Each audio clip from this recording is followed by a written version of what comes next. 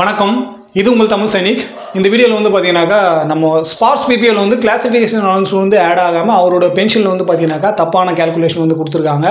BPL வந்து பே டீட்டெயில்ஸ்னு வந்து இருக்கும். இது வந்து 2016க்கு அப்புறம் வந்தவங்களுக்கெல்லாம் பே டீட்டெயில்ஸ்னு இருக்கும். 2016க்கு முன்னாடி வந்தவங்களுக்கெல்லாம் நோஷனல் பே டீட்டெயில்ஸ் 1 ஜனவரி 2016ன்னு சொல்லிட்டு மென்ஷன் பண்ணியிருப்பாங்க. ஸோ அந்த 1 ஜனவரி 2016ன்றது என்னன்னு பார்த்தீங்கன்னாக்கா 7வது பே கமிஷன் படி உங்களுக்கு வந்து பென்ஷன் ரிவிஷன் வந்து எப்படி ஆயிருக்கு அப்படின்றது மென்ஷன் பண்ணுறதுக்கு தான் அந்த 1 ஜனவரி 2016ன்னு சொல்லிட்டு மென்ஷன் பண்ணியிருப்பாங்க. இது வந்து 2016க்கு முன்னாடி வந்தவங்க, 2016க்கு அப்புறம் வந்தவங்களுக்கு உங்களுக்கு பிபிஓவில் வந்து பே டீட்டெயில்ஸ் மட்டும்தான் மென்ஷன் ஆகிருக்கும். ஸோ இது வந்து ஸ்பார்க்ஸ் பிபிஓ பற்றி நம்ம வந்து பேசிகிட்டு இருக்கோம். ஸோ நீங்கள் வந்து ரிட்டையர்மெண்ட் ஆகிட்டு வரும்போது உங்களுக்கு வந்து ஒரிஜினல் பிபிஓ வந்து கொடுத்துருப்பாங்க. ஸோ அதில் வந்து கொடுத்துருக்க மாட்டாங்க இந்த மாதிரி டீட்டெயில்ஸு. கொடுத்துருந்தாலும் இவ்வளோ டீட்டெயில்ஸ் அதில் இருக்காது. ஸ்பார்க்ஸ் பிபிஓவில் தான் உங்களுக்கு வந்து இந்த டீட்டெயில்ஸ் எல்லாமே இருக்கும். அதே போல் வந்து பார்த்தீங்கன்னாக்கா நம்ம லைவ் போடும்போது ஒரு சிலர் எல்லாம் கமெண்ட் பண்ணியிருந்தீங்க. ஸோ அதில் வந்து நான் அதில் மேக்ஸிமம் எவ்வளோ முடியுமோ அவ்வளோ வந்து நான் உங்களுக்கு எக்ஸ்பிளைன் பண்ணியிருப்பேன். ஸோ இனிமேல் வாரம் வந்து பார்த்தீங்கன்னாக்கா நம்ம லைவில் வருவோம். ஸோ அதுக்கான டைம் டேட் வந்து பார்த்தீங்கன்னாக்கா நம்ம கம்யூனிட்டி டேபில் வந்து புதன் இல்ல விழாவில் வந்து நம்ம அப்டேட் பண்ணுவோம். ஸோ அதை பார்த்து நீங்கள் லைவில் வந்து உங்களோட ப்ராப்ளத்தை என்ன வந்து கேட்டுக்கலாம். ஸோ அதே மாதிரி தான் இங்கே வந்து பார்த்தீங்கன்னாக்கா இந்த பே டீட்டெயில்ஸை வச்சு நம்மளோட பென்ஷன் கேல்குலேஷன் வந்து எப்படி பண்ணியிருக்காங்க, உங்களோட பென்ஷன் வந்து சரியாக கிடைக்குதா இல்லையான்னு சொல்லிட்டு எப்படி செக் பண்ணணும் அப்படின்றதுக்காக தான். ஏன்னா இங்கே வந்து இவரோட லாஸ்ட் என்ரோல்மெண்ட் ஆள் வந்து கிளாஸ் பே வந்து ஆட் ஆகாதனால அவரோட பேசிக் பென்ஷன்லேயே வந்து சேஞ்ச் ஆகும். ஸோ அந்த மாதிரி சேஞ்ச் ஆனதுனால இவருக்கு வந்து எவ்வளோ கிடைச்சிருக்கணும், ORP3 படி இவருக்கு வந்து எவ்வளோ கிடைச்சிருக்கு, இன்றைக்கி டேட்டில் வந்து எவ்வளோ பென்ஷன் வாங்குறாரு அப்படின்றத பற்றி நம்ம டீட்டெயிலாகவே இதில் வந்து பார்க்கலாம். ஸோ உங்களோட பிபிஓவில் வந்து பே டீட்டெயில்ஸ் இருந்தாலும் சரி, இல்லை நோஷனல் பே டீட்டெயில்ஸ் 1 ஜனவரி 2016 இருந்தாலும் சரி. ஸோ அந்த காலத்தில் வந்து உங்களுக்கு MSP வந்து இருக்கும், மிலிட்ரி சர்வீஸ் பே, அதே போல் கிளாஸ் பே கிளாசிஃபிகேஷன் அலவன்ஸ் இருக்கும். நெக்ஸ்ட் வந்து பார்த்தீங்கன்னாக்கா பே இன் பே மேட்ரிக் இருக்கும். நெக்ஸ்ட் வந்து பார்த்தீங்கன்னாக்கா குரூப் பே இருக்கும், லாஸ்ட் என்ரோல்மெண்ட் ட்ரா இருக்கும், அதே போல் லாஸ்ட் 10 மாதத்தோட ஆவரேஜ் பே இருக்கும், அதே போல் உங்களோட பே லெவல் இருக்கும். ஸோ பே லெவலுக்கு தகுந்தாப்புல உங்களோட பே மேட்ரிக்கும் இருக்கும். ஸோ இந்த பே மேட்ரிக்ன்றது வந்து என்னென்னு பார்த்தீங்கன்னாக்கா உங்களோட பேசிக் பென்ஷன் நீங்கள் வந்து அவுட் ஆகும்போது, பென்ஷன் அவுட் ஆகும்போது அந்த மாதத்தில் நீங்கள் என்ன வந்து பேசிக் பே வந்து வாங்கியிருந்தீங்களோ அந்த தொகை தான் வந்து பார்த்தீங்கன்னாக்கா இந்த பே இன் பே மெட்ரிக்கு. இந்த கிளாஸ் பே வந்து பார்த்தீங்கன்னாக்கா ஒரு சிலருக்கெல்லாம் 675 ரூபா வந்து இருக்கும். ஸோ இந்த 675 ரூபா வந்து யாருக்கு இருக்கும் அப்படின்னு பார்த்தீங்கன்னாக்கா ட்ரேட் வைஸ் வந்து சேஞ்ச் ஆகுது. ஸோ இதுக்கான நான் வந்து இதுக்கு முன்னாடியே வந்து வீடியோ போட்டிருக்கோம். எனக்கு வந்து கிடைக்காதனால நான் வந்து சிபி கிராமில் கிரீவன்ஸ் போட்டு ரெக்கார்டு வந்து என்ன ரிப்ளை கொடுத்தாச்சுன்னு சொல்லிட்டு. ஸோ ஒரு சிலருக்கெல்லாம் 300 ரூபா இருக்கும், ஒரு சிலருக்கெல்லாம் 675 ரூபா இருக்கும், ஒரு சிலருக்கெல்லாம் 450 ரூபா இருக்கும். ஸோ கிளாஸ் 1 கிளாஸ் 2 பண்ணவங்களுக்கு இதோட கம்மியாக கிடைக்கலாம். ஸோ அவங்கவுங்க கிளாஸ் தகுந்தாப்புல இங்கே வந்து பார்த்தீங்கன்னாக்கா இந்த அமௌண்ட்டு சேஞ்ச் ஆகும். ஸோ ஆனால் இவருக்கு வந்து பார்த்தீங்கன்னாக்கா 300 ரூபா வந்து கிளாஸ் பே இருக்குது. ஸோ எல்லாருக்குமே வந்து பார்த்தீங்கன்னாக்கா MSP வந்து 5200 ரூபா தான், மிலிட்ரி சர்வீஸ் பே வந்து பார்த்தீங்கன்னாக்கா 5200 ரூபா தான். ஸோ பே லெவல் அதிகமாகும் போது ஆனரி லெஃப்டினன்ட்டோ இல்லை ஆனரி கேப்டனோ ஆகிறாங்களாங்க, அங்கே 15500 ரூபாயை வந்து மாறி இருக்கும். ஸோ நெக்ஸ்ட் வந்து இவரோட பே இன் பே மெட்ரிக் வந்து பார்த்தீங்கன்னாக்கா இவர் அவுட் ஆகும்போது 38100 ரூபா. ஸோ இது எல்லாம் கூட்டியாச்சுனாக்கா இந்த 38100, இந்த 5200, இந்த 300 ரூபா, இது மொத்தமே கூட்டியாச்சுனாக்கா இவருக்கு வந்து பார்த்தீங்கன்னாக்கா 43600 ரூபா வந்தோம். 5200 ரூபா எடுத்தாச்சு, 300 ரூபா எடுத்தாச்சு, 38100 ரூபா எடுத்தாச்சு. ஸோ இது கூட்டியாச்சுனாக்கா 43600 ரூபா வந்து அவரோட டோட்டல் பென்ஷன் கேல்குலேஷனுக்கான அந்த அமௌண்ட் வந்து 43600 ரூபா. ஆனால் அவரோட லாஸ்ட் என்ரோல்மெண்ட் ட்ரா வந்து பார்த்தீங்கன்னாக்கா அவருக்கு பிபிஓவில் கொடுத்துருக்க டீட்டெயில்ஸ் படி பார்த்தீங்கன்னாக்கா 43300 ரூபா தான் கொடுத்துருக்காங்க. ஸோ அதை வந்து நீங்கள் இப்போ பார்த்துட்ருக்கீங்க, 43300 ரூபா தான் மென்ஷன் பண்ணி கொடுத்துருக்காங்க. ஆனால் டோட்டலாக அவருக்கு வந்து பார்த்தீங்கன்னாக்கா 43600 ரூபா வந்து வரணும். ஸோ இந்த 300 ரூபா வந்து பார்த்தீங்கன்னாக்கா இங்கே அவங்க ஆட் பண்ணல இந்த லாஸ்ட் என்ரோல்மெண்ட் ட்ராவில். ஸோ இதுபடி 43300 ரூபா படி இவருக்கு வந்து 2ஆல் நம்ம டிவைட் பண்ணுறோம் அப்படின்னாக்கா இவருக்கு பேசிக் பென்ஷன் வந்து பார்த்தீங்கன்னாக்கா 21650 ரூபா வந்து இவரோட பேசிக் பென்ஷனை வந்து கொடுத்துருப்பாங்க. அதாவது இவருக்கு ஆக்சுவலாக கிடைக்க வேண்டிய அமௌண்ட் வந்து பார்த்தீங்கன்னாக்கா பேசிக் பென்ஷனு 21800 ரூபா வந்து கிடைச்சிருக்கணும். ஆனால் இங்கே 21650 ரூபா படி தான் இந்த கேல்குலேஷன் படி இவருக்கு கொடுத்துருக்குற இந்த பே டீட்டெயில்ஸ் கேல்குலேஷன் படி இவரோட பென்ஷன் வந்து பார்த்தீங்கன்னாக்கா 21650 ரூபா தான் வந்து கொடுத்துருக்கணும். ஆனால் இவரோட பிபிஓவில் வந்து இப்போ நீங்கள் பார்த்துட்ருக்கீங்க இவருக்கு கிடைச்சிருக்க அமௌண்ட் வந்து பார்த்தீங்கன்னாக்கா 21800 ரூபா. அதாவது இந்த 43600 ரூபா படி என்ன வந்து பென்ஷன் வந்து கிடைக்கணுமோ ஸோ அதே பென்ஷன் தான் வந்து இங்கே கொடுத்துருக்காங்க பேசிக் பென்ஷனு. இந்த ஸ்பார்க்ஸ் பிபிஓ வந்து பார்த்தீங்கன்னாக்கா நீங்கள் பார்த்துட்ருக்கீங்க. ஸோ இந்த மாதிரி உங்களுக்கு இந்த பே டீட்டெயில்ஸ்ன்ற காலத்தில் உங்களுக்கு வந்து தப்பான கேல்குலேஷன் இருந்தாலும் உங்களுக்கு வந்து என்ன பென்ஷன் கிடைக்குதுன்னு சொல்லிட்டு செக் பண்ணுங்கள்.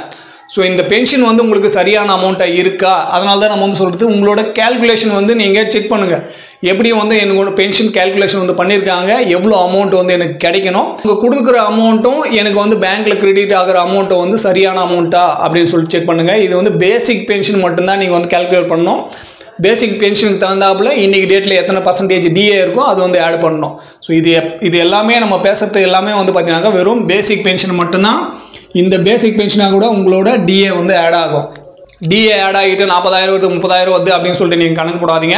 ஸோ இந்த பேசிக் பென்ஷனுக்கு தகுந்தாப்புல எத்தனை பர்சன்டேஜ் இருக்கோ அதுக்கு தான் வந்து டிஏ வந்து ஆட் ஆகும். இந்த மாதிரி உங்களோட பிபிஓவில் வந்து சரியான முறையில் வந்து கேல்குலேஷன் பண்ணல, இல்லை எங்கெல்லாம் ஒரு இடம் வந்து தவறுதலாக வந்து மிஸ் ஆகிருக்கு, உங்களுக்கு இந்த மாதிரி 300 ரூபாய் ஆட் பண்ணாமல் இந்த 21,650 ரூபா வந்து இப்போ நம்ம கேல்குலேட் பண்ண மாதிரி இவருக்கு இதே அமௌண்ட் தான் வந்து வருது, இந்த அமௌண்ட் கிடைக்கல அப்படின்னாக்கா இவர் கண்டிப்பாக வந்து சிபி கிராமில் கிரீவன்ஸ் போட்டு இந்த மாதிரி வந்து 21,800 ரூபா வந்து கேட்டு வாங்கலாம். ஆனால் இவருக்கு வந்து கிடைக்கிற அமௌண்ட் 21,800 ரூபா வந்து கரெக்டாக கிடைக்குது. ஸோ இது ஏன் வந்து அவருக்கு கிடைச்சிருக்குன்னு சொல்லிட்டு நான் வந்து உறுதியாக சொல்கிறேன் அப்படின்னாக்கா, இப்போ நீங்கள் இந்த பிபிஓவில் வந்து பார்த்துட்டு இருக்கீங்க. இதில் வந்து பார்த்தீங்கன்னாக்கா 1 ஜனவரி 2017 இவருக்கு 30 ஜூன் 2019 வரைக்கும் இவருக்கு 21,800 ரூபா கிடைச்சதா வந்து மென்ஷன் பண்ணியிருக்காங்க. அதாவது இவரோட ரிட்டையர்மெண்ட் டேட் வந்து பார்த்தீங்கன்னாக்கா 31 டிசம்பர் 2016, 1 ஜனவரி 2017 இவருக்கு பென்ஷன் வந்து ஸ்டார்ட் ஆயிடுச்சு. ஸோ 1 ஜனவரி 2017 30 ஜனவரி 2019 வந்து பார்த்தீங்கன்னாக்கா ORP 2ஓட முன்னாடி நாள். 30 ஜனவரி 2019 ORP 2ஓட முன்னாடி நாள். ஸோ அது வரைக்கும் இவருக்கு 21,800 ரூபா வந்து கிடைச்சிருக்கு. இப்போ 1 ஜூலை 2019 30 ஜூன் 2024 வரைக்கும் பார்த்தீங்கன்னாக்கா, இப்போ நீங்கள் இந்த பிபிஓவில் வந்து பார்க்குறது வந்து பார்த்தீங்கன்னாக்கா ஃபார் லைஃப்னு வந்து கொடுத்துருக்காங்க. ஸோ அந்த டைமில் வந்து ORP 3 வந்து வரல, அதனால ஃபார் லைஃப்னு வந்து கொடுத்துருப்பாங்க. ஸோ 1 ஜூலை 2019 வந்து பார்த்தீங்கன்னாக்கா ORP 2 வந்து இம்ப்ளிமெண்ட் டேட்டு. அன்றைக்கி டேட்லேருந்து 30 ஜூன் 2024 வரைக்கும் இவரோட பென்ஷன் அமௌண்ட் வந்து பார்த்தீங்கன்னாக்கா 22,144 ரூபா இவரோட பென்ஷன் வந்து அதிகரிச்சிருக்கு. அதாவது 21,800 ரூபாயிலேருந்து 22,144 ரூபாயை வந்து பென்ஷன் வந்து அதிகமாகிடுச்சு ORP 2 படி. இது வந்து ORP 2ஓட period. So 1 July 2024 for life இப்போ வந்து லேட்டஸ்ட் பிபிஓ செப்டம்பர் மாதம் வந்து எல்லாருக்கும் ORP 3 ரிவிஷன் ஆன பிறகு கிடைச்சிருக்கும். ஸோ அந்த பிபிஓ வித் எஃபெக்டட் ஃப்ரம்னு சொல்லிட்டு 1 ஜூலை 2024 ஃபார் லைஃப் வந்து கொடுத்துருப்பாங்க. ஸோ நெக்ஸ்ட் இது வந்து எப்போ வந்து உங்களோட பென்ஷன் ரிவிஷன் ஆகுதோ அது வரைக்கும் இது வந்து போயிட்டுருக்கும். ஸோ அந்த டேட் வந்து இங்கே நம்ம ஆட் பண்ணிக்கலாம். இது வந்து பார்த்தீங்கன்னாக்கா ORP 3ஓட பீரியடு.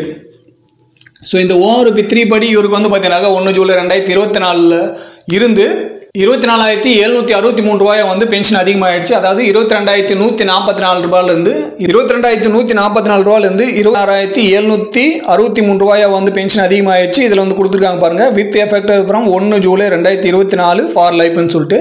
ஸோ இந்த மாதிரி தான் ஒரு பென்ஷன் ரிவிஷன்லேயும் உங்களுக்கு வந்து பிபிஓ ஜென்ரேட் ஆகும்போது உங்களுக்கு இதுக்கு முன்னாடி வந்து எவ்வளோ பென்ஷன் வாங்கிட்டு இருந்தீங்க, இப்போ வந்து இந்த பிபிஓ படி எவ்வளோ பென்ஷன் வந்து அதிகமாக இருக்குன்னு சொல்லிட்டு காட்டுவாங்க. ஸோ இந்த அதிகமாக இருக்கிற அமௌண்ட் வந்து நீங்கள் வந்து கரெக்டான அமௌண்ட்டான்னு சொல்லிட்டு எப்படி கால்குலேட் பண்ணணும் அப்படின்னாக்கா, உங்களுக்கு அந்த பே டீட்டெயில்ஸில் வந்து செக் பண்ணிங்கனாக்கா உங்களுக்கு வந்து தவறுதலாக தான் வரும். ஏன்னா உங்களோட பே மெட்ரிக் வந்து பார்த்தீங்கன்னாக்கா இங்கே 38,100 ரூபா தான் கொடுத்துருப்பாங்க. ஸோ இதுபடி அந்த 22,144 ரூபாயும் வராது, அதே 24,763 ரூபாயும் வராது. நீங்கள் வந்து இந்த அமௌண்ட் எல்லாம் இந்த 24,763 ரூபா வந்து பார்த்தீங்கன்னாக்கா ORP 3 டேபிளில் உங்களோட length of service group rank வச்சு உங்களுக்கு எவ்வளோ அமௌண்ட் வந்து சொல்லியிருக்காங்களோ அந்த அமௌண்ட் வந்து உங்களோட பிபிஓவில் மென்ஷன் ஆகிருக்கான்னு சொல்லிட்டு பார்க்கணும். அதாவது ORP 3 படி எவ்வளோ அமௌண்ட் வந்து கிடைக்கணும், ORP 2 படி எவ்வளோ வந்து கிடைக்கணும், ORP 3க்கு முன்னாடி 7th பே கமிஷனில் வந்து எவ்வளோ அமௌண்ட் வந்து கொடுத்துருக்காங்க அப்படின்னு சொல்லிட்டு. ஸோ இந்த மாதிரி உங்களோட பென்ஷன் கேல்குலேஷன் வந்து ஸ்டெப் பை ஸ்டெப்பாக இந்த பீரியட்லேருந்து இந்த பீரியட் வரைக்கும் இது வந்து இம்ப்ளிமெண்ட் ஆச்சு. அந்த டைமில் வந்து எனக்கு இவ்வளோ பென்ஷன் கிடைச்சாச்சு, அதுக்கப்புறம் இந்த பென்ஷன் ரிவிஷன் ஆச்சு, அதனால் இவ்வளோ அமௌண்ட் அதிகமாச்சு. இதுக்கப்புறம் வந்து பார்த்தீங்கன்னாக்கா எப்போ வந்து நம்மளோட பென்ஷன் ரிவிஷன் ஆகுமோ அதே வந்து பார்த்தீங்கன்னாக்கா இந்த டைம் பீரியட் வந்து நோட் பண்ணுங்கள். 1 ஜூலை 2024 நெக்ஸ்ட் வந்து எப்போ பென்ஷன் ரிவிஷன் ஆகுமோ அது வரைக்கும் உங்களுக்கு என்ன ORP 3ல் வந்து பேசிக் பென்ஷனாக இருக்கோ அதுதான் கிடைக்கும். இப்போ 8th பே கமிஷன் கிடைக்குது அப்படின்னாக்கா அதை பற்றி அப்போ வந்து பென்ஷன் ரிவிஷன் ஆகும். இல்லை ORP 4ல் வந்து உங்களுக்கு பென்ஷன் ரிவிஷன் ஆகும். ஸோ 8th பே கமிஷன் வந்து பார்த்தீங்கன்னாக்கா நம்ம ஏற்கனவே லைவில் சொன்ன மாதிரி தான் அது வந்து எப்படி பர்ஃபார்மன்ஸ் பேஸில் வந்து கொடுக்க போகிறதா வந்து ஒரு நியூஸ் ஒன்று போயிட்டுருக்கு. ஸோ அதை பற்றி டீட்டெயிலாக இன்னும் வந்து எந்த லெட்டரும் வராதனால, இல்லை ஆத்தரைஸ்டு எந்த டிபார்ட்மெண்ட்டோ அந்த டிபார்ட்மெண்ட்லேருந்து லெட்டர் எதுவும் வராதனால நம்ம வந்து அதை பற்றி பேசாத இருக்கோம். ஏன்னா வரதுக்கு முன்னாடியே நம்ம வந்து இவ்வளோ கிடைக்கும் அவ்வளோ கிடைக்கும்னு சொல்லிட்டு பேசுறதை விட வந்த பிறகு உங்களுக்கு இதுதான் கிடைக்க போகுதுன்னு சொல்லும்போது இன்னுமே உங்களுக்கு வந்து பெட்டராக இருக்கும். அதே போல் வந்து பார்த்தீங்கன்னாக்கா மற்ற இடத்துலலாம் நீங்கள் கேள்விப்பட்டிருப்பீங்க, 8th பே கமிஷன் வந்து வந்தாச்சு, இது வந்து இப்படி கிடைக்க போகுது, இல்லை இவ்வளோ அமௌண்ட் வந்து பென்ஷன் வந்து கிடைக்க போகுது, கேபினெட் வந்து அப்ரூவல் கொடுத்துறாங்க, அந்த மாதிரியெல்லாம் எதுவுமே கிடையாது. ஏன்னாக்கா இன்னும் கமிட்டியே வந்து உட்காரல. கமிட்டி வந்து உட்காந்து கமிட்டி ரெக்கமெண்ட் பண்ணி அந்த ரெக்கமெண்டேஷனை வந்து கேபினெட் அப்ரூவல் பண்ணி கேபினெட் அப்ரூவல் பண்ண பிறகு தான் உங்களுக்கு வந்து பார்த்தீங்கன்னாக்கா அது வந்து இம்ப்ளிமெண்ட் ஆகும். ஸோ இவ்வளோ ப்ராசஸ் இருக்குது. கிட்டத்தட்ட இது வந்து பார்த்தீங்கன்னாக்கா 1 வருஷத்துலேருந்து 1.5 வருஷத்தோட ப்ராசஸ். ஒரு பே கமிஷன் வருது அப்படின்னாக்கா அதுக்கு முன்னாடியே 2 வருஷத்துக்கு முன்னாடியே அதோட ப்ராசஸ் வந்து ஸ்டார்ட் ஆகிடும். ஆனால் 8வது பே கமிஷனை பொறுத்த வரைக்கும் இன்னும் அதோட ப்ராசஸ் வந்து ஸ்டார்ட் ஆகலை. அது வந்து லோக்சபாலே கேட்ட கேள்விக்கு ரிப்ளை கொடுத்துருக்காங்க. அதை பற்றி நம்ம வீடியோவிலையும் பேசியிருக்கோம். ஸோ அதனால் 8th பே கமிஷனை பற்றி வர எந்த பொருளையும் வந்து நம்பாதீங்க.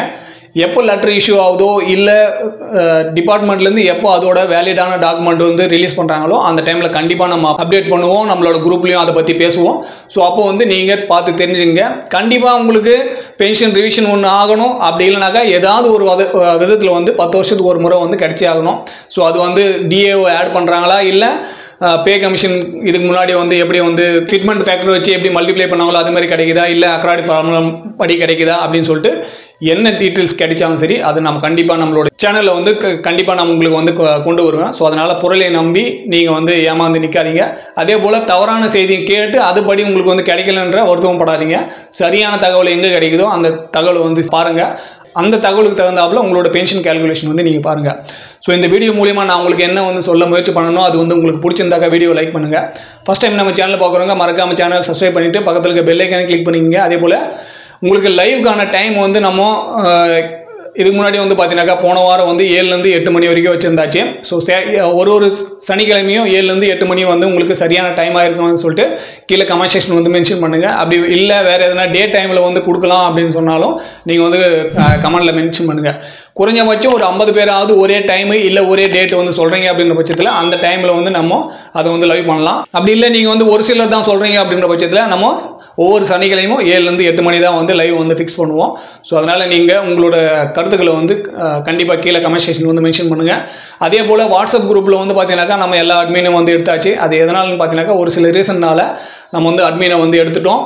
ஸோ வாட்ஸ்அப் குரூப் இருக்கும். ஸோ அதில் வந்து நீங்கள் சேர்ந்துக்கலாம். மற்றபடி உங்களுக்கு ஏதாவது சந்தேகம் இருக்குது அப்படின்னாக்கா நீங்கள் கீழே கமெண்ட் செக்ஷனில் தான் கேட்கணும்.